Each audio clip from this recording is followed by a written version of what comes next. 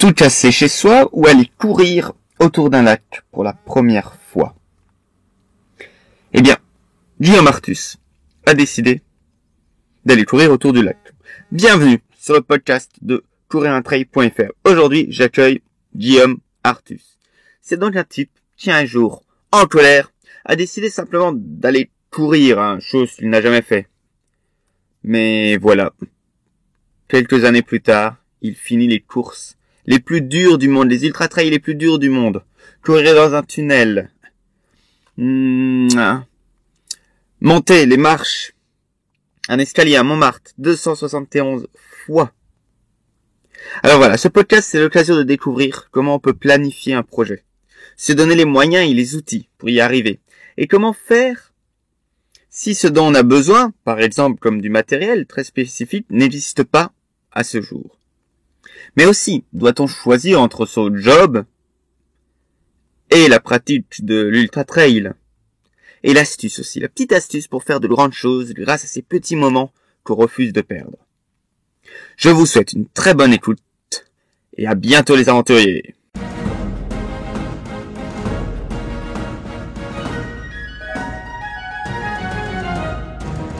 Bonjour Guillaume Artus. Merci de consacrer un peu de temps à courir un trail. Alors, te présenter. Tu fais de la course à pied dans ta vie, ou plutôt tu fais de ta vie de la course à pied. Beaucoup de course à pied. Alors juste pour un peu citer, voilà, de 4000 km par an, plus ou moins, un peu partout sur la planète. Ouais, des vidéos et puis voilà, se faire plaisir, quoi. Ouais, beaucoup de vidéos, j'ai vu ça sur ton site. Et puis alors, c'est quand même une de tes particularités, c'est parce que, bon, quand on parle de course à pied, on pense souvent à de belles montagnes, ou alors des marathons dans des villes, dans des grandes villes, des belles montagnes, des oiseaux qui chantent, le soleil qui brille, l'herbe qui verdoie.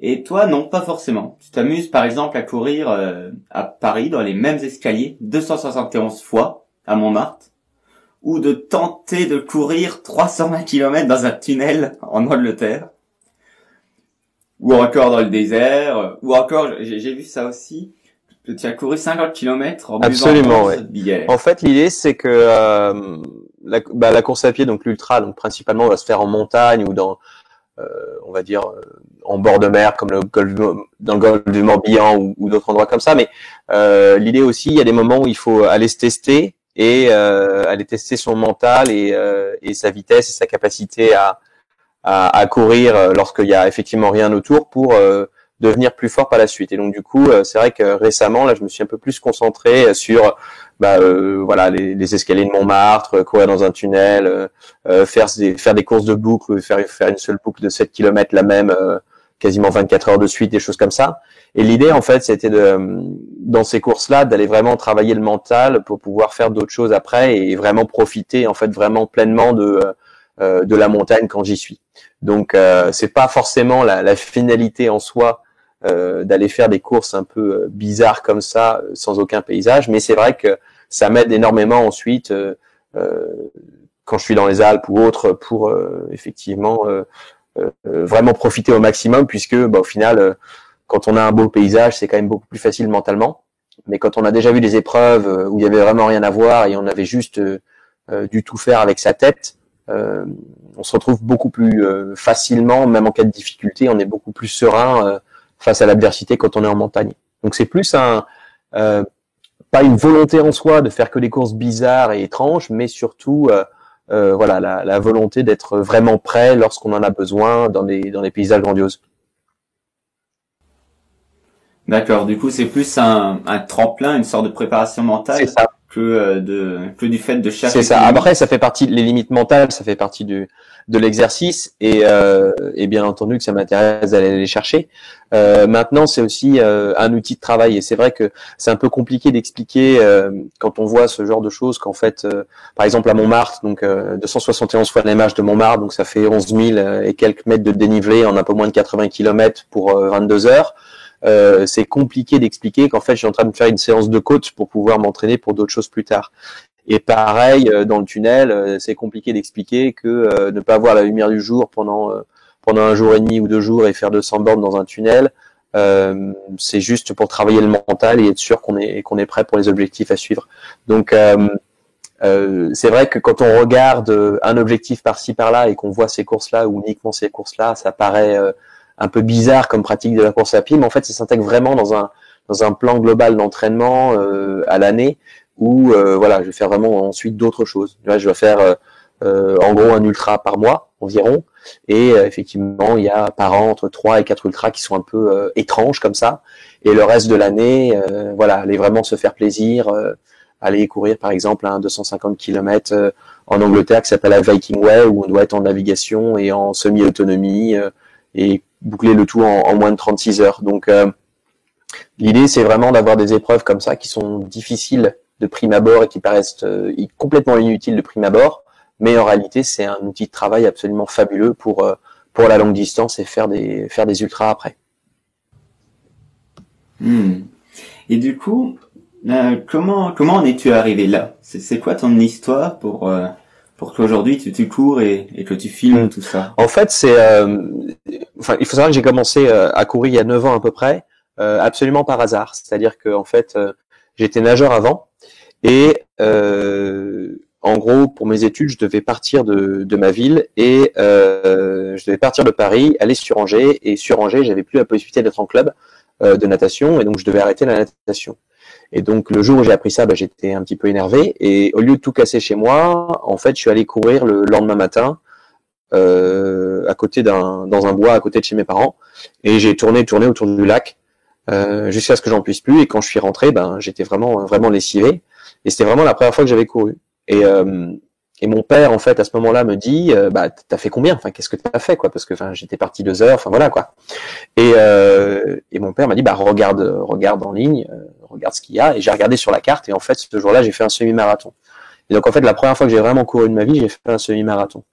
Et quelques années plus tard, 2-3 ans plus tard, je me suis dit, au final, effectivement, c'était ça mon sport. Et c'était là, c'était une évidence en fait que la natation c'était terminé, mais que mon nouveau sport c'était la course à pied et très rapidement ça s'est transformé en long en fait. C'est-à-dire que j'ai fait 3 marathons entre 2010, 2011, 2012 qui étaient un peu calamiteux, c'est-à-dire que pas calamiteux, mais voilà, mon premier temps sur marathon c'est 4h40, donc c'est tout à fait accessible comme temps.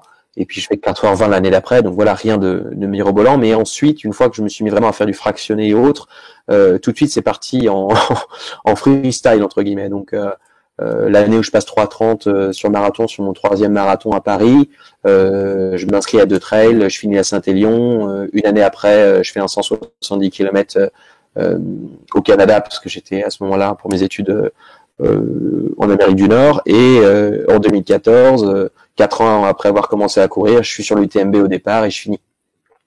Donc c'est assez bizarre en fait comme profil et comme découverte de la course à pied, puisqu'au final je suis un peu tombé dedans par hasard et j'y suis resté et je me suis mis assez rapidement à faire du long. Parce que c'est ce qui m'intéressait et parce que justement explorer des territoires comme ça, aller voir des choses absolument incroyables, c'est ce qui m'intéressait principalement. Mais quand j'y pense, quand j'y réfléchis, j'ai jamais couru en fait pour faire de la distance. La distance pour moi et la course à pied, ça a toujours été un prétexte pour aller explorer de nouveaux endroits et découvrir de nouvelles choses et explorer ses limites. Donc et dans cette notion d'explorer ses limites, de découvrir de nouveaux espaces, faire des vidéos pour partager en fait ce qu'on voit là-haut et des chemins que j'ai découverts il n'y a pas de course, où il y a 30 personnes qui passent par an, et en faire une vidéo pour montrer aux gens qu'il y a autre chose en dehors des courses où on peut aller courir, c'était quasiment une évidence. Et à un tel point que en fait par exemple ma première GoPro que j'ai achetée, donc je l'ai importée directement des US puisque GoPro n'était pas vendu en France. Donc c'est assez ça a commencé vraiment tout de suite. Je me suis dit que c'était nécessaire pour moi de documenter et de pouvoir partager en fait par la suite ces expériences personnelles, parce qu'en fait je me suis aperçu qu'il y avait plein de gens qui pouvaient être intéressés et qui au final le sont par découvrir de nouveaux espaces et aller les découvrir à leur tour. Mais du coup, tu avais déjà une bonne base avec la natation? Tu étais déjà un grand nageur? Alors j'étais pas très très bon nageur, mais j'étais pas mauvais non plus, donc à ceux que ça parle, je faisais le 100 mètres en 1-1 en bassin olympique. Donc c'est pas tout à fait mauvais, mais c'est pas non plus exceptionnel. Donc j'avais une condition physique qui était correcte, mais pas non plus pas non plus exceptionnelle. Et même aujourd'hui, ma condition physique, elle est plutôt bonne. C'est-à-dire que c'est vrai que si je m'inscris à l'UTMB, bon, je vais pas me poser de problème si je vais le finir ou pas. Maintenant, je vais pas non plus être dans les 50 premiers. Mais j'ai un niveau suffisant pour être dans le premier tiers de classement de n'importe quelle course. Et sur les courses en particulièrement qui sont difficiles mentalement, où il y a de la navigation, où il y a plein de barrières qui sont mises contre les coureurs, c'est-à-dire où la course essaye de ne pas avoir de finisher, c'est là aussi où je vais être un peu plus, on va dire moins mauvais que les autres, et c'est à ce moment-là où je vais aller pouvoir faire les podiums ou des choses comme ça. Ok. Et du coup, alors, c'est quoi ta routine d'entraînement? Déjà, un peu on va dire sur la semaine, pour le physique, mais aussi et surtout pour le mental, parce qu'il semble que c'est ça qui te distingue du coup des autres coureurs d'ultra. Alors distingue, ouais, je sais pas, mais en tout cas c'est vrai que moi je porte une grande importance au mental, parce que au final quand on est en train de piocher depuis 30 heures et qu'on n'a pas dormi, au final la différence se fait vraiment plus sur les jambes, elle se fait dans la tête. Et donc c'est vrai que d'aller travailler le mental au même titre qu'on va travailler le physique, pour moi c'est primordial. Et ça permet aussi quelque part d'avoir du confort dans la vie de tous les jours, parce qu'à force d'avoir fait des efforts tellement violents mentalement et c'est fait tellement violence en course, on se retrouve avec des moments dans la vie réelle entre guillemets où au final rien n'est très grave et on va pouvoir s'en sortir. Mais j'ai oublié le début de ta question, excuse-moi. La routine d'entraînement. Oui, la routine d'entraînement.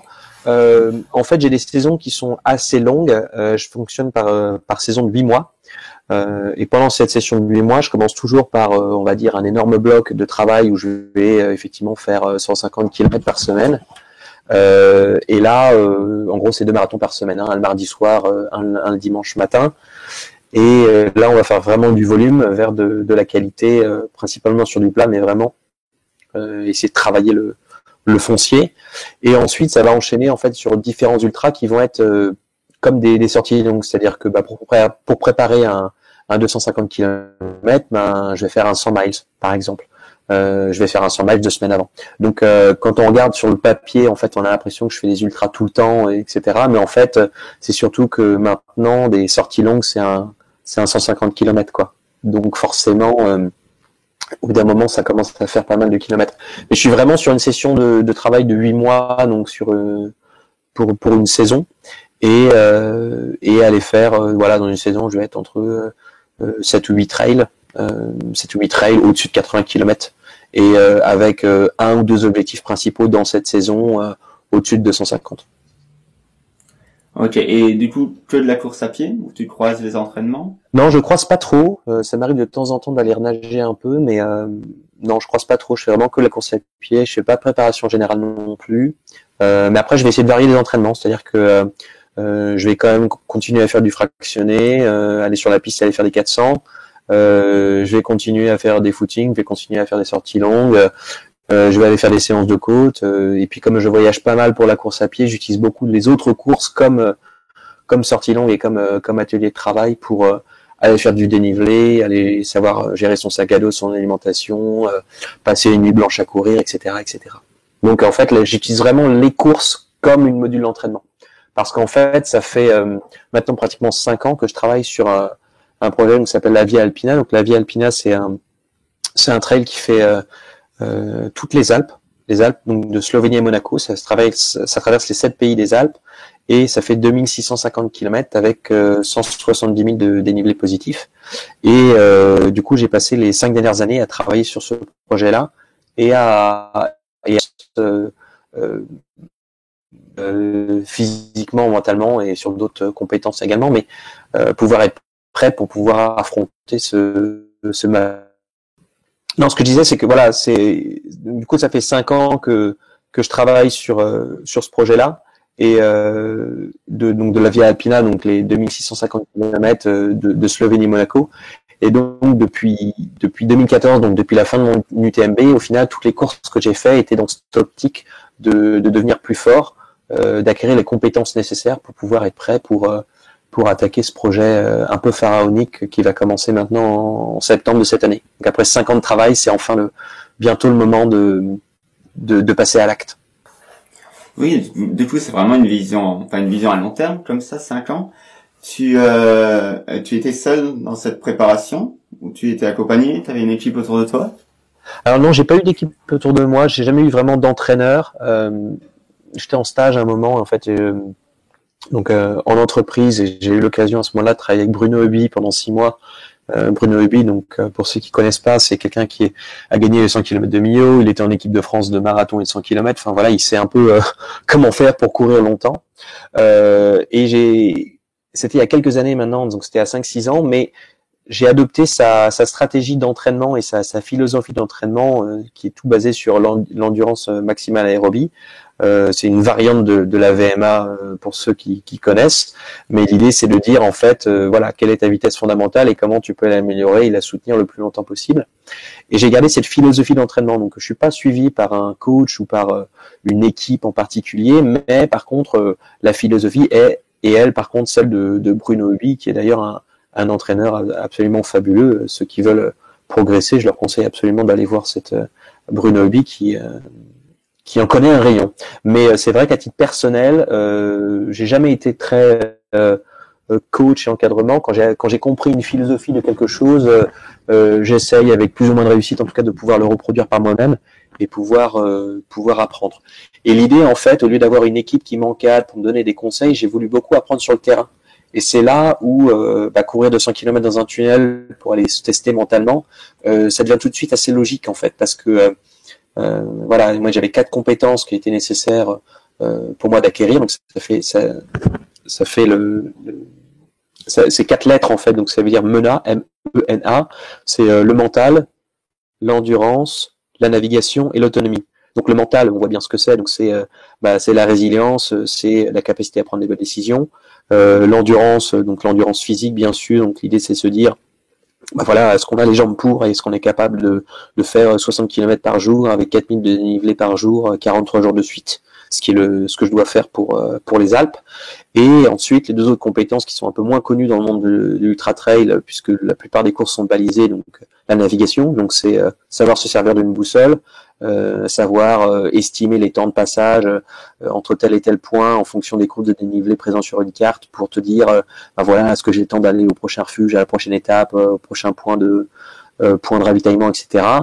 Et ensuite l'autonomie.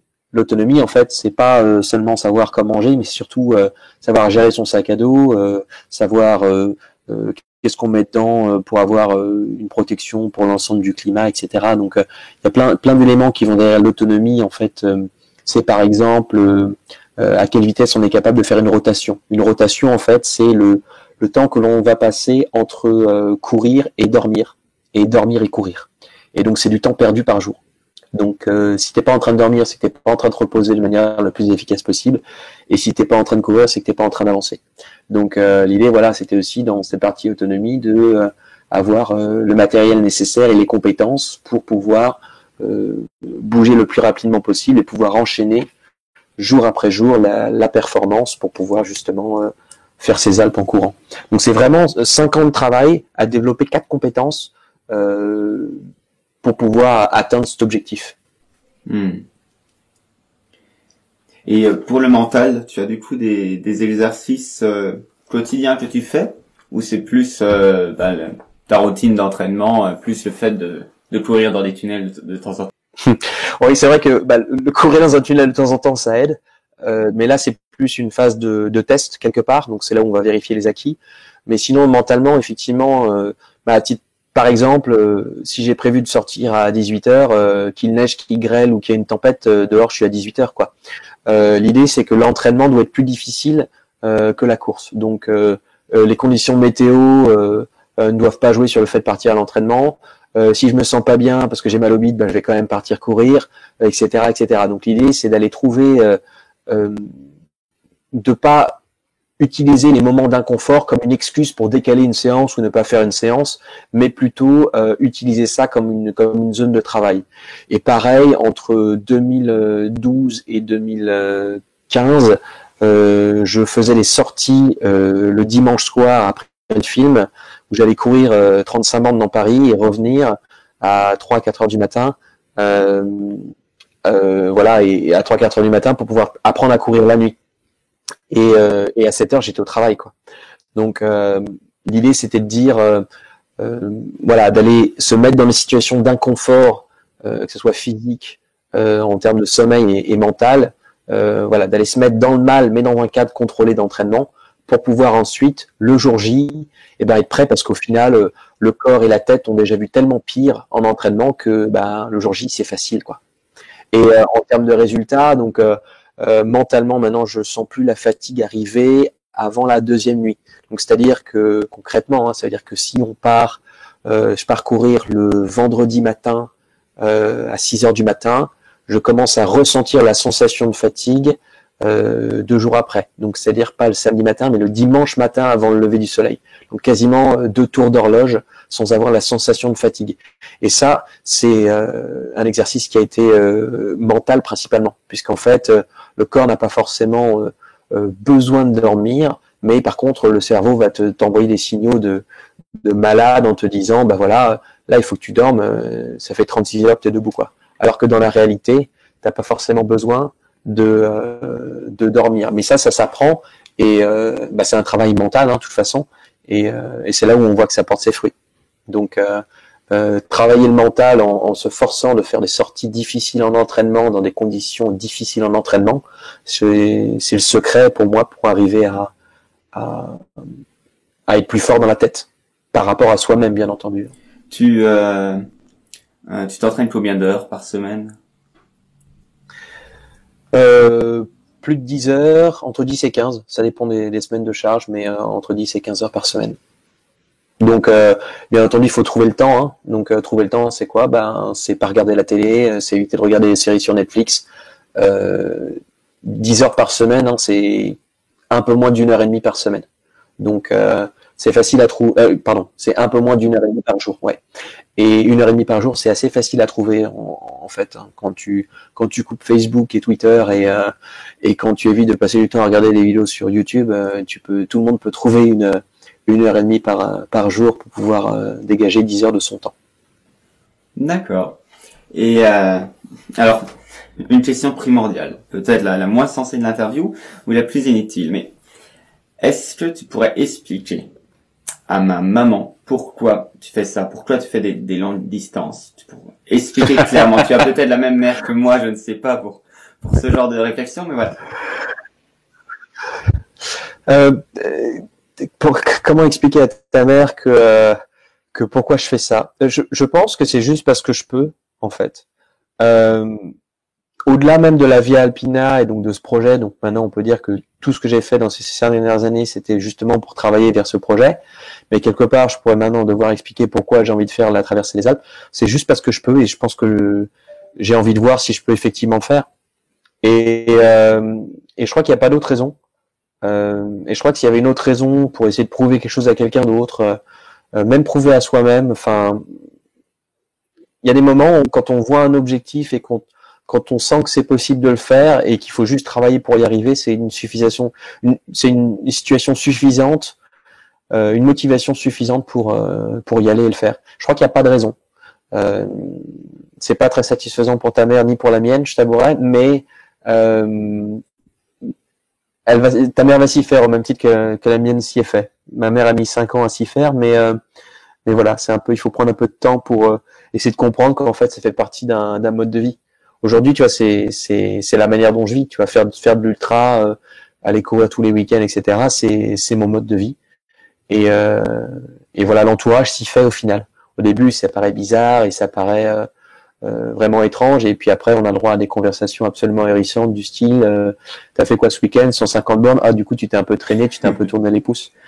Et c'est assez drôle, tu vois, parce qu'au début, c'est mais pourquoi, et etc. Et au final, les gens s'habituent à tout. De la famille et puis les amis aussi, parce que forcément, si t'as 10 heures d'entraînement dans la semaine, il y a moins de temps pour le social. Ouais, c'est vrai que je sors quand même moins qu'avant. Maintenant, je sors quand même deux fois par semaine, 1 à 2 fois par semaine. Donc, J'ai pas non plus sacrifié les amis pour autant, mais c'est vrai que les week-ends où je suis en vadrouille pour aller courir à droite à gauche en Angleterre ou je ne sais où, forcément il y a des occasions que je loupe. Mais par contre, du coup, quand je suis là sur Paris ou en France, je fais toujours l'effort de me déplacer, puisque je sais que les nombres d'occasions sont réduits, et donc du coup, à chaque fois qu'il y en a une où je suis disponible, j'y vais. Et puis les gens s'y font, hein, ils savent que ça fait partie de ta personnalité. Et puis s'ils sont pas d'accord et autres, de toute façon ça changera rien. Donc donc il y a des amis qui viennent et puis il y a des nouveaux qui viennent. Donc c'est la vie, quoi. Mais dans l'ensemble, les gens comprennent ce qu'on cherche à faire, ou plutôt savent que ça fait partie du deal, quoi. Donc c'est pas pour autant que je vais refuser une bière ou autre, quoi. Les gens qui me côtoient savent très bien que si on me demande de faire une petite soirée, aller boire des bières, refaire le monde dans un bar, je suis le premier partant. Ouais, justement, alors par rapport à ce qu'on appelle l'entraînement invisible, donc l'alimentation, gestion du repos, ce genre de choses, est-ce que tu as aussi un axe particulier ou ça se fait assez naturellement? C'est assez naturel, c'est-à-dire que je vais pas me faire violence, que ce soit sur mon alimentation ou sur le repos. Après, j'ai pas forcément besoin de beaucoup de repos, j'ai besoin de dormir que 6 heures par nuit, donc forcément ça aide. Mais maintenant, en termes d'alimentation, je suis pas vegan, je fais pas excessivement attention. Par contre, je vais pas prendre de plats préparés ou choses comme ça. C'est juste des gros volumes en fait. Et je vais pas prendre des compléments alimentaires pour autant ou des choses comme ça. C'est vraiment quelqu'un mangerait 200 grammes de pâtes, moi je vais manger 300 ou 400, quoi. Mais en soi, c'est pas une alimentation très rigoureuse.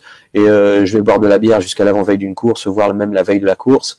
Voilà. Après, l'idée aussi, c'est de se dire que je cours aussi pour le plaisir. Donc, si c'est devoir retirer toute forme de plaisir à côté de la course à pied juste pour avoir une zone de plaisir, c'est pas très, ça me paraît pas très sain comme approche. Voilà, j'ai plus une approche un peu plus hédoniste de l'affaire, et c'est pas grave si ça me coûte de la performance. De toute façon, c'est pas vraiment pour ça que j'y vais. L'idée, c'est vraiment se faire plaisir et pouvoir maintenir un effort constant pendant plusieurs jours. Et là-dessus, le fait de pouvoir maintenir justement garder du plaisir dans l'alimentation et dans l'à côté, c'est quasiment primordial pour pouvoir gérer mentalement l'effort et gérer la difficulté. Est-ce que tu penses que tout le monde peut faire la même chose que toi? Peut faire de l'ultra trail, des ultra longue distance? Absolument. Absolument. Maintenant, est-ce que tout le monde a la volonté de mettre l'effort nécessaire et les sacrifices associés à faire de l'ultra trail ou faire même de la longue distance et les traverser comme ça? Je pense pas. Et c'est pas parce que les gens sont plus faibles ou plus forts ou quoi que ce soit. Non, c'est une question de volonté. Il y a des gens qui ont d'autres priorités. Et les priorités, ça va être par exemple de fonder une famille, d'avoir des enfants et autres. Et c'est très bien. Mais effectivement, ça prend du temps également. Donc il y a un trade-off, comme on dit en anglais. On peut pas tout avoir dans la vie. Donc je pense que si toutes les personnes qui sont effectivement motivées pour le faire peuvent le faire, ça va paraître un peu bizarre ce que je vais dire, mais pour moi l'UTMB c'est quelque chose qui reste quand même de très accessible. Alors ça veut pas dire que tout le monde peut le faire du jour au lendemain, hein, pas du tout. Maintenant ça veut dire qu'avec un plan d'entraînement sur 3-4 ans, quelqu'un qui est motivé et qui a des conditions physiques, qui n'a pas une déficience grave, cardiaque ou autre, peut tout à fait arriver à finir l'UTMB. Maintenant, ça ne veut pas dire que cette personne va finir en tout premier et dans des conditions de fraîcheur absolument incroyables. Non, ça va lui coûter, ça va être difficile. Mais non, je pense que tout le monde peut le faire. Mais par contre, c'est vrai que il faut se donner les moyens, quoi. Quand on commence à faire des choses difficiles, effectivement, il y a du travail, il y a des sacrifices et il faut être sérieux dans ce qu'on fait, quoi. Mais tout le monde peut le faire. Quels sont les oui. Faut juste avoir l'envie. L'envie, ouais, la volonté et après du coup sans l'envie, tu fais rien. Plan à mettre en place. Et de l'envie découle ta motivation, et que la motivation en fait va te forcer à te donner les clés et va te développer musculairement, mentalement et ta capacité à gérer ta course et ton allure, etc. pour te donner les clés d'y arriver, quoi. Quels sont les choix qui ont fait de toi ce que tu es devenu? Beaucoup de hasard. La manière dont j'ai commencé la course à pied déjà. c'est c'est un peu symbolique de ce qui me fait aujourd'hui être un ultra trailer. C'est en fait, je pense qu'il y a beaucoup de petits moments comme ça où on se rend pas forcément compte au moment où ils arrivent de leur importance. Tu vois, si je m'étais dit aujourd'hui, si je m'étais dit en 2010 à moi-même que le fait d'aller courir pour me défouler, de tout casser chez moi, à aller 9 ans plus tard me dire que j'allais traverser les Alpes en courant, enfin je me serais regardé entre quatre yeux en me disant mais enfin arrête un peu tes conneries, arrête de déconner, enfin c'est n'importe quoi ce que tu es en train de dire. Et en fait c'est je trouve qu'il y a beaucoup de moments d'opportunités comme ça qu'on voit pas. Tu as des pertes latentes, c'est-à-dire que toutes ces petites choses que on se dit bon on mettra demain et au final qu'on n'a pas fait, et ben si ça se trouve c'était un de ces moments clés qui allait changer absolument tout. Et je crois que c'est un peu la philosophie que du coup j'ai abordé dans ces dernières années sur mon entraînement, c'est que justement et puis dans la vie en général, c'est voilà, il faut pas remettre à lendemain ce qu'on pouvait faire aujourd'hui parce que sans le savoir, on a peut-être non seulement repoussé l'échéance qu'on avait aujourd'hui, mais potentiellement quelque chose de beaucoup plus grand. Et la seule manière de savoir si c'était quelque chose de beaucoup plus grand, bah, c'est de le faire et de regarder a posteriori quelques années plus tard. Quel est le pire conseil que tu as entendu, que tu as donné? Je crois que c'était au début de la course à pied. Il faut pas faire plus d'un marathon par an. C'est une connerie absolue. Ça vient des études de je sais plus trop d'où dans les années 80, qui était en gros l'idée, c'était de dire, qui était pas totalement faux, c'était de se dire que si on voulait faire un chrono dans l'année et absolument tout donner et donc aller au maximum de ses capacités, effectivement, un par an, c'était le maximum. Mais la manière dont ça a été interprété par tout le monde, c'était de dire, eh ben voilà, tu dois pas faire plus d'un marathon par an, peu importe la vitesse à laquelle tu le cours. Alors que pas du tout. Si tu cours à faible intensité, toute une histoire d'intensité et de durée. Et donc, si tu fais quelque chose à faible intensité, eh ben effectivement, tu peux faire 5 marathons à la suite, 6 marathons à la suite, et en faire comme ça des sessions 10 par an. Ça pose aucun problème. Maintenant, ça veut pas dire que quelqu'un qui n'a jamais couru peut en faire 10 dans l'année. Hein, c'est pas ce que je suis en train de dire du tout. Hein. Mais voilà, l'idée, c'est de dire que les limites qui sont imposées sur le papier, qui sont censés être dits de voilà par un marathon, plus d'un marathon par an, bah c'est n'importe quoi. Et il y a des choses empiriques également qui vont casser la théorie comme ça. Et il y avait une autre étude comme ça qui m'a fait assez hurler, c'était également sur le sommeil, c'est-à-dire qu'on était obligé de dormir après 36 heures. Et dans le même temps de ça, il y avait une petite course entre guillemets qui s'appelait le Tour des Géants, donc où les gens ne dormaient pas pendant plus de 48 heures. Et il y avait une centaine de personnes comme ça. Et dans le même temps, une étude est sortie en mode on peut pas dormir, on est obligé de dormir au bout de 36 heures. Et empiriquement, les gens faisaient déjà 12 heures de plus, quoi. Donc voilà, l'idée c'est qu'il faut pas forcément prendre tous les conseils qu'on voit sur Internet, ou même si ça vient d'une étude brute comme ça. Voilà, il faut avoir un regard critique et de se dire, voilà, dans quel contexte ça a été fait, et toujours remettre en question les conseils qui ont été donnés. Voilà, un regard critique sur les conseils d'ensemble. Il y en a un ou deux qui font hurler, et il y en a un ou deux, au final, après analyse critique, ça paraît beaucoup plus sensé que ça n'était en prime abord. Oui, dernièrement, on m'a cité une étude comme quoi faire un ultra trail, c'est s'enlever 6 mois d'espérance de vie. Ouais, du coup, moi, j'ai déjà perdu 5 ans de ma vie, donc c'est très bien. Ouais. Non, mais c'est ce genre d'études à hurler. Tu te demandes comment elles ont été faites pour être publiées, mais bon, ça fait vendre du papier, c'est très bien, quoi. Mais dans la vraie vie, non, enfin, absolument pas, quoi. Et tu n'as pas l'impression de raccourcir ta vie lorsque tu cours?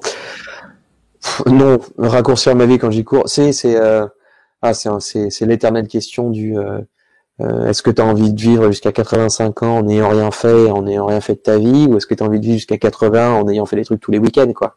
Donc raccourcir ta vie, mais si tu fais plus rien dedans, est-ce que tu es vraiment en train de raccourcir? Tu es en train plutôt de l'allonger de l'autre côté, quoi. Donc ça veut pas dire pour autant que je vais clamser à 40 ans, hein, mais voilà, après on sait que on a un capital santé dès le départ, qu'on peut entretenir, qu'on peut maintenir, qu'on peut développer, mais on part avec une base. et après libre à nous de faire ce qu'on veut avec. Mais bon, moi vivant, tu me verras jamais à faire à me dorer la pilule sur la plage 3 semaines par an, et ça sera jamais mes vacances, quoi. Mais ça va très bien à des gens, et tant mieux pour eux. Mais moi, je trouve que c'est un peu dommage, en vue les opportunités qui existent, de faire des projets, de réaliser des choses et autres, de juste être en libre à rien faire, quoi. Si tu pouvais te rencontrer lorsque tu avais 20 ans, c'était il y a 8 ans, c'est ça? Ouais. Quel conseil te donnerais-tu? Bah, c'est à peu près quand j'ai commencé à courir, donc je crois que je me donne sur la course à pied en tout cas, puisque je ne me serais pas cru. C'est ce que je disais juste avant, mais si je m'étais dit il y a 8 ans que aujourd'hui je suis en train de parler parce que je suis en train de préparer une traversée des Alpes en courant, je me demanderais quelles sont les drogues de synthèse qui ont été inventées depuis, qu'est-ce que j'étais en train de fumer, quoi. Et donc sportivement, je me serais rien dit, mais par contre, d'un point de vue humain, je me serais dit que il aurait peut-être fallu faire encore plus de ces petits moments qui changent tout, et de vraiment rien remettre au lendemain, et d'essayer de vivre pleinement le jour J pour éviter de louper quelque chose d'important.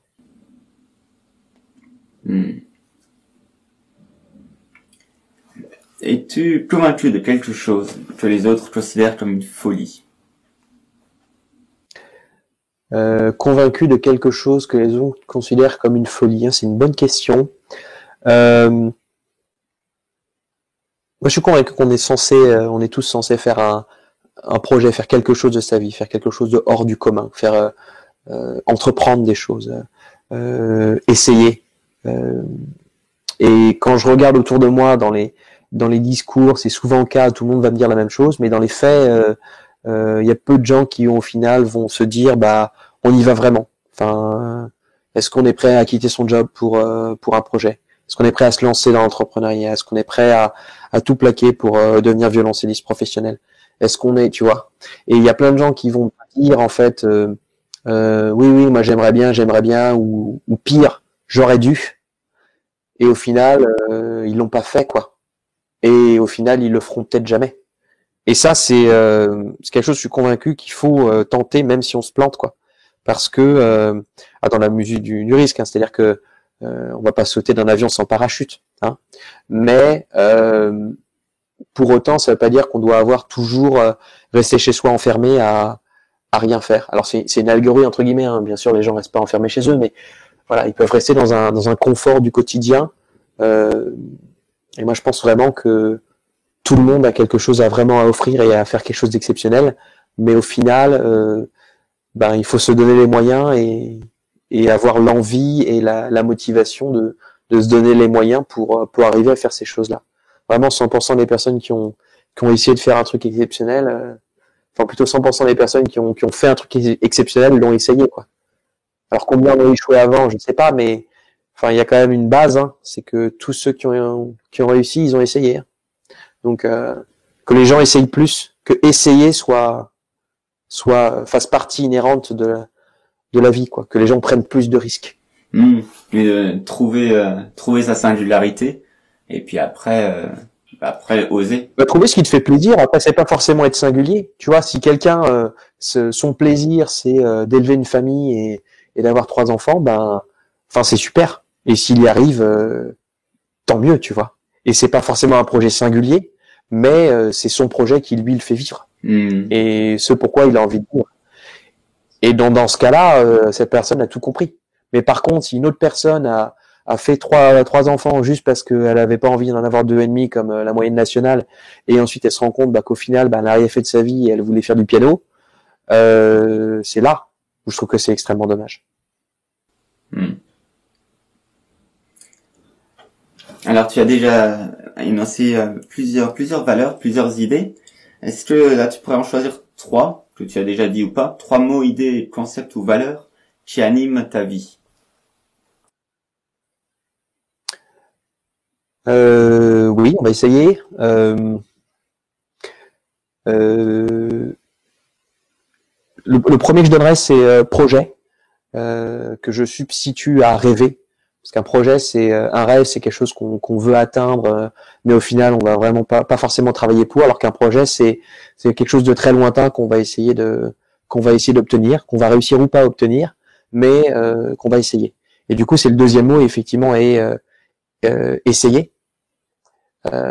Essayer, donc qui est en fait le pendant du troisième mot, qui est échouer. Donc les trois se rejoignent, bien entendu. C'est-à-dire que quand on a un projet, eh ben on va essayer et de temps en temps on va échouer. Et je pense que ces trois moteurs sont absolument essentiels pour le développement personnel, et puis en particulier dans l'ultra trail. De toute façon, quand on veut commencer à faire de la distance et faire les choses comme ça, il est nécessaire d'essayer, d'échouer et de continuer à avancer pour aller vers nos projets, quoi. Et donc du coup, ton prochain projet, ton grand projet, c'est Via Alpina? Absolument, ouais. Donc 5 ans de travail pour faire ce projet. Donc la Via Alpina, donc 2650 km de Slovénie à Monaco, en autonomie complète. Donc c'est-à-dire je vais acheter de la nourriture en cours de route, bien sûr, mais j'ai pas d'équipe d'assistance, quoi que ce soit. Et voilà, l'idée c'était de pouvoir découvrir les Alpes et explorer les Alpes que j'ai déjà vues par petites touches, entre guillemets, par des courses ou autres, ou juste aller courir dans différents endroits, ou Liechtenstein ou autre, pouvoir l'explorer de A à Z et d'avoir cette aventure un peu hors norme. Mais voilà, c'est vraiment pas parce que c'est hors norme que j'ai envie de la faire, c'est parce que j'avais vraiment envie de découvrir les Alpes et de voir ce que ça donne, et puis ensuite de pouvoir le partager.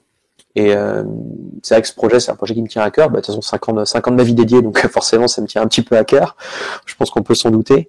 Mais également, c'est pour ça que voilà, j'ai commencé à travailler avec une équipe de production professionnelle de vidéos qui s'appelle Peigné Vertical, qui fait des projets absolument splendides pour justement faire un documentaire sur la Via Alpina et pouvoir partager ensuite cette expérience que j'espère inoubliable pour moi et qui permettra de donner envie aux autres de partir à l'aventure, là pour forcément sur ce type de format-là, mais de tenter les choses et de se rendre compte que ça sert à rien de rêver, vaut mieux avoir un projet et travailler pour, quoi. Okay. Il y a une page de financement participatif, c'est ça?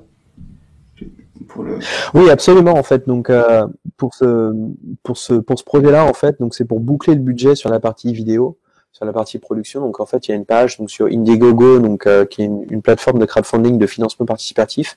Voilà, les gens peuvent participer donc à la réalisation du documentaire, sachant que l'ensemble des fonds vont effectivement au documentaire. Voilà, la plupart des fonds, je les ai déjà réunis, en fait, donc quasiment plus de 80% des fonds ont déjà été réunis. Et là, c'était donc demander d'aider pour le complément, donc les 5 000 € manquants. Et voilà, et donc les personnes qui soutiennent le projet également seront invitées à la première, qui se passera sur Paris, donc la première du documentaire, avec toute l'équipe de documentaire, avec en avant-première sur tout le documentaire. Donc voilà, l'idée c'est de permettre aux gens qui me suivaient depuis quelques années, donc de pouvoir participer enfin à un projet comme ça, et ensuite également de pouvoir le partager au mieux et de donner un documentaire digne de ce nom à voir sur un projet qui est quand même un peu fou, faut quand même le reconnaître. Mais du coup, professionnellement, comment ça se passe pour que tu puisses partir comme ça, plus d'une quarantaine de jours? Il faut négocier avec son job, quoi. Donc c'est des discussions qui sont difficiles, mais c'est des discussions qui sont nécessaires. Maintenant voilà, hein, quand on a un projet de vie qui a commencé avant même l'obtention de mon job actuel, donc aujourd'hui je suis comptable, forcément mon ordre des priorités personnelles je le connais, et voilà, l'idée c'est ensuite de pouvoir l'aligner avec le projet professionnel également, mais voilà, il faut savoir aussi se donner les moyens de ses ambitions, et même si ça peut vouloir dire quitter son job. Alors normalement ce sera pas le cas pour moi, mais voilà, il faut savoir jusqu'où on peut aller, quoi. Se donner les moyens de réussir. Ok. Et est-ce que t'as déjà pensé à l'après, après ce projet-là? Alors j'ai pensé un peu à l'après, mais bon, c'est difficile un peu d'exprimer parce que déjà c'est un gros projet là, donc l'après c'est un peu compliqué, mais ça va sûrement me donner des idées pour faire d'autres projets dans le même genre si le projet effectivement abouti correctement. Mais pour l'instant, on va se concentrer principalement sur la Via Alpina. Je pense que de se dire de faire 60 km avec 4000 de dénivelé par jour pendant 43 jours de suite, c'est déjà un beau projet. Et pour l'après, ça sera le documentaire. Et l'après le documentaire, on verra.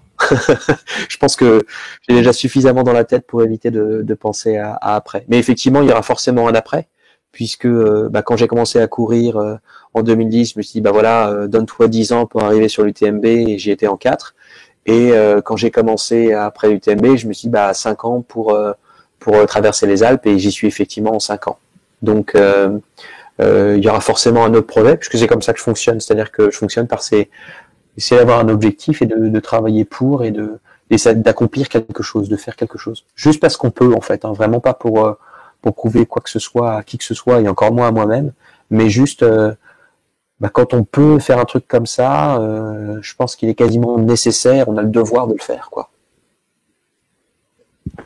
Je sais pas si c'est cohérent, ou pas, mais l'idée, c'est ça, c'est de se dire que il y a plus de motivation extérieure, il y a quasiment même plus de motivation interne, c'est-à-dire que c'est tellement dans les veines, dans la chair que j'ai plus besoin de me motiver moi-même à me dire que je vais y arriver, en fait. Et j'ai plus besoin de puiser une source extérieure de motivation pour me dire que je vais y arriver. De toute façon, je sais que je vais y arriver parce que de toute façon, je sais que j'ai pas le choix. Parce que je me donne pas le choix. Et j'ai pas besoin d'avoir ce choix. Tu es plus du tout dans le pourquoi, mais juste dans le comment. Exactement. Et forcément, quand on n'est plus dans le pourquoi, c'est beaucoup plus simple, en fait, parce que on s'amuse plus à faire des plans sur la comète de non, mais je sais pas, mais peut-être, etc. Fait non, on va essayer d'arriver le plus préparé possible, et l'échéance, elle est ce qu'elle est, et septembre, ça sera septembre, et je serai au plus près possible, avec la meilleure condition physique possible, la meilleure préparation mentale possible, mes conditions de navigation les plus propices possibles, et être au maximum possible de l'autonomie. Tu vois, à tel point que je me suis mis à faire du design sur mon propre matériel pour pouvoir faire mon propre sac à dos, faire ma propre doudoune, etc. pour avoir du matériel à la pointe de la technologie et à la pointe pour répondre au mieux à mes besoins. Et du coup, j'ai dû apprendre la couture, etc. Donc, l'idée, c'est que le projet en soi, qui est à la base de courir simplement aujourd'hui, pour pouvoir courir au mieux pendant 43 jours, j'ai dû apprendre à coudre. Donc ça marque bien aussi l'esprit, tu vois, l'esprit du truc, c'est-à-dire que si tu as besoin d'apprendre à coudre parce que tu trouves pas un sac à dos qui correspond à ce qui t'intéresse, ça veut dire que tant pis, tu t'achètes une machine à coudre, tu vas commencer à rechercher des matériaux et tu vas commencer à faire des patrons et tu fais des prototypes et tu sors un sac à dos qui t'intéresse. Mais tu vois, c'est vraiment dans l'approche même de la Via Alpina, tu vois, c'est vraiment l'idée de dire j'ai un besoin qui est de pouvoir faire le plus rapidement possible et dans les meilleures conditions la Via Alpina, et pour faire ce besoin, je dois développer mes compétences, je dois développer mon physique et je dois avoir le meilleur matériel possible. Et tous les moyens sont bons pour y arriver. Enfin, tous les moyens, on s'entend sans se piquer. Oui, mais du coup, c'est totalement fantastique. C'est totalement fantastique de se dire que tu es parti d'une colère qui t'a fait aller courir autour d'un lac à apprendre la couture pour aller vivre une aventure dans les Alpes. Ouais. C'est un sorte de conte de fées. Ouais. C'est incroyable. Et c'est pour ça que, ouais, c'est assez, et c'est pour ça que je dirais rien si je me rencontrais il y a 8 ans, je dirais rien. Parce que, ça serait spoilé, ça serait gâché tellement, parce que c'est dans ce côté absolument magique de se dire, en fait, on savait pas où on allait et au final on y allait quand même.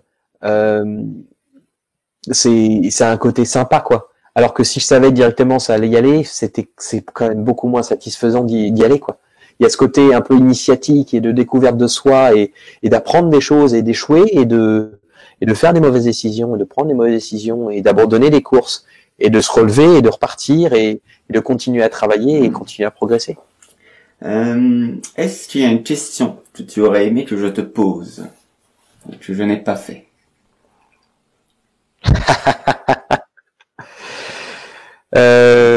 c'est une bonne question. J'ai une question qui revient souvent. C'est sur mon job et sur tout ce qui est sponsor. Et donc je vais y répondre moi-même. Mais donc effectivement, j'ai pas de sponsor. J'avais des sponsors les années précédentes, mais je les ai justement laissés de côté pour pouvoir voir le meilleur matériel possible. Et j'ai effectivement un job, un vrai job. Hein, donc je travaille entre 50 et 60 heures par semaine. Je suis comptable dans un grand groupe. Il y a beaucoup de gens en fait quand ils me voient, donc ils entendent parler que je fais un ultra par mois, des choses comme ça, qui se demandent si c'est mon métier en fait. Et non, pas du tout. Hein. J'allie vraiment un job, on va dire comme tout le monde, hein, de tous les jours, travailler dans un bureau, costard cravate. Bon, même si j'y vais pas en costard cravate, mais tu vois un petit peu l'idée. À essayer de briser de faire des choses comme ça, de briser des barrières et essayer de faire des gros projets comme ça, en plus d'avoir un vrai job. Et je crois que c'est important, ça fait partie du message. Ça fait partie du message de dire, on n'est pas forcément obligé d'être sponsorisé par quelqu'un ou tout payé, offert par quelqu'un pour pouvoir entreprendre des projets. Et si t'avais la possibilité de faire ça justement, à temps plein, est-ce que tu le ferais ou au contraire avoir quand même un travail posé, ça fait un équilibre? Alors, on va pas se mentir, hein, si quelqu'un a une passion et qu'il peut vivre de sa passion, c'est comme s'il avait arrêté de travailler. Hein. Donc, bien entendu, j'aimerais que ce soit le cas. Maintenant, il faut aussi rester réaliste. Quand on regarde qui peut vivre de la course à pied et qui vit de la course à pied sur le long terme, voilà, il y a quand même très peu de personnes qui y arrivent. C'est souvent des élites mondiales via des sponsorings et très peu par des créations de projets de ce type-là. Donc, bien entendu que j'aimerais pouvoir en vivre. Bien entendu que le sac à dos que je suis en train de faire, j'aimerais pouvoir en faire un produit de grande consommation et permettre aux autres coureurs de pouvoir en profiter. Et pareil pour la doudoune, pareil pour la veste étanche, ce que je suis en train de faire, etc. Maintenant, il faut aussi être réaliste. Et même si le projet il est dans les bacs, et même si je vais tenter l'aventure à ce niveau-là également, voilà. Pour autant, je sais que ça sera pas forcément le cas, et en tout cas, j'aurais essayé de le faire. Et je pense que c'est ça vraiment l'idée de la philosophie en ultra trail. De toute façon, c'est de se dire, on sait pas forcément si on va arriver au bout, mais au moins on va se donner tous les moyens d'y arriver, quoi. Et tu t'imagines courir toujours dans 10 ans, 20 ans, 30 ans? Dans 20 ans, oui. Dans 30, je sais pas. Mais après, je sais pas parce que, enfin, il y a 10 ans, je courais pas du tout et ma vie allait très bien. Et donc de dire, est-ce qu'il va pas y avoir arriver un autre moment dans ma vie où je vais envie faire complètement autre chose, envie de faire beaucoup de vélo ou autre, ou envie de fonder une famille, ou enfin, tu vois, il y a plein d'axes différents. De toute façon, on évolue. Donc je sais pas si je courrais dans 30 ans, mais en tout cas, si c'est le cas, je pense que j'aurais baroudé pas mal et j'aurais vu pas mal de choses et j'aurais encore pas mal d'histoires à raconter. Est-ce que tu as un livre à conseiller? Alors ça va paraître bizarre, mais c'est pas un livre de course à pied. C'est un livre qui s'appelle la formation de l'acteur de Konstantin Stanislavski. Alors c'est un livre assez obscur des années 80. Mais en fait, il y a un passage dans ce livre qui est absolument incroyable. Et en fait, donc pour le contexte, en fait, c'est quelqu'un qui, c'est une grande actrice russe. Donc c'est une vraie histoire. En fait, c'est un vrai metteur en scène. Donc c'est une actrice russe qui n'arrive pas à monter un personnage. Et son personnage quelque part, c'est son objectif. C'est son objectif final. Et le metteur en scène lui dit, concentre-toi sur les petites choses.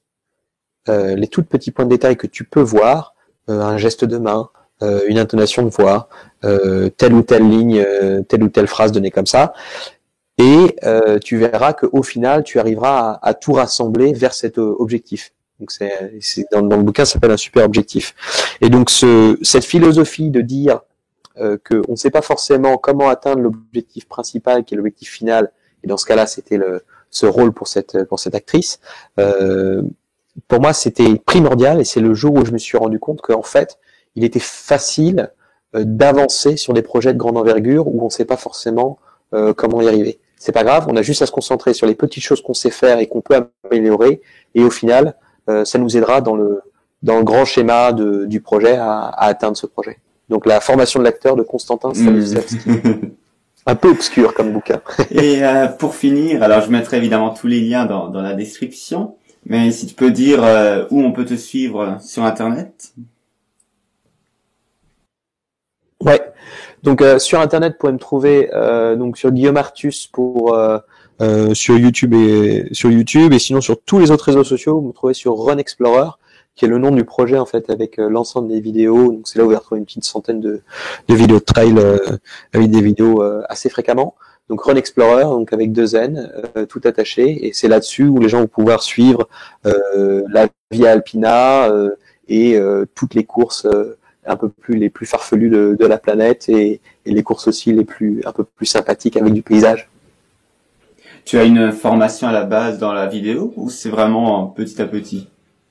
Non, en fait, ça aussi, par exemple, parce que on en parlait aussi des choses où qu'on a découvert sur le tas et au final qui nous sert. En fait, non, je suis autodidacte en vidéo et j'ai commencé à faire des vidéos, des épisodes de Stargate avec des amis quand j'avais l'âge de 8 ans. Et on avait fait des épisodes entiers de 45 minutes qu'on filmait à l'appareil photo par séquence de 20 secondes parce que l'appareil photo tenait pas plus de 20 secondes. Et on a fait comme ça des épisodes de 45 minutes. Donc du coup, voilà, on a fait du montage, des choses comme ça. Donc c'est là où je reviens encore sur le fait on ne sait pas où tel ou tel projet va nous amener plus tard. Parce que quand je suis en train de faire à 8 ans des vidéos de parodie entre guillemets de Stargate, j'aurais pas vraiment pu dire que ça allait me conduire à faire une centaine de vidéos de course à pied 10 ans plus tard, quoi. Ouais. Ah, fantastique. Bah écoute, je te remercie beaucoup de m'avoir consacré du temps pour cette interview. Bah merci à toi d'avoir. Moi j'ai fini avec mes questions. Ouais. Je sais pas si tu veux avoir un mot de la fin. Si t'as quelque chose à dire pour clore. Non, pas spécialement. Juste merci d'avoir pris le temps, d'avoir pensé à moi et pour pouvoir partager le projet de la Via Alpina et puis parler un petit peu course à pied et projet de vie. C'était assez intéressant. J'espère qu'en tout cas ça a plu aux différentes personnes qui écouteront le podcast. J'espère aussi.